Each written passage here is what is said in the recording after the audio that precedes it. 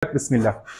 بەناوی خوا سڵاوتان لێبێت. ئەمڕۆ 18/6/2023 شوێنەکەمان بریتە لە هۆڵی نیشتەرگەری لە نەخۆشخانەی ئاسوودەی تایبەتمە. بەست لەم ڤیدیۆیە چەند پەیامێک لە خۆگرەیەک ئەو چارەخوازەی کە لێرە کاری بۆ دەکرێت ئێمە چارەسەری دەمودانەکانمان بۆ کردو. ئێستا دکتۆر یوسف و تیمەکەی چارەسەری لەوزەتیان و گۆشتی زیای پشتی لوتی بۆکەن. مەبەستمان لەم پەیامە ئەوەیە ئەو مناڵانی کە پێویستیان بە چارەسەری دەمودان هەیە لەژێر بێهۆشکاری گشتی ئەکرێت لە عینەن کاتە ئەگەر پێویستی بە چارەسەری لەوزەتیان و نەشتەرگەری بچوشی قوڵگل و توژۆ بوو بۆی بکرێت.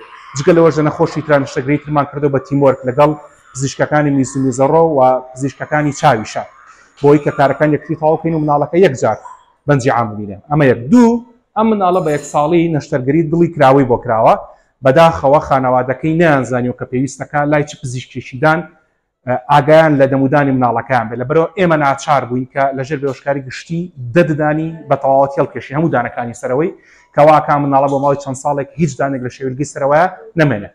لەبەرەوە تکاتان لێ یەکەم تکایە ئەو مناڵانەی کە نەخۆشی دڵیان هەیە، ئەوانی کە خاوەن پێداویستی تایبەتن، ئەو مناڵانەش کە ساغن، ئەگەر وشەی ساغ ڕاست یاخود نەخۆشییان نییە بە 1 ساڵی هەمووتان سەردانمان بکەن بۆی کە بتوانین کۆنتترۆلی دەمودانی مناڵەکانتان بکەین.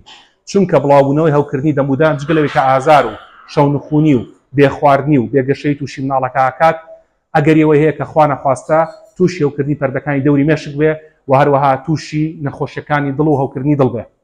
هەر کاتێکیش پێویستان بە هاوکاری هەبوو لە پۆلی کلینیکی ئەڵگوور چارەسەری دەمودانی مناڵ و گەورە ساڵانی شەکەین، هەم بە هۆشیاری و هەم لەژێر بێهۆشکاری گشتی. ڕێز و حورمەت.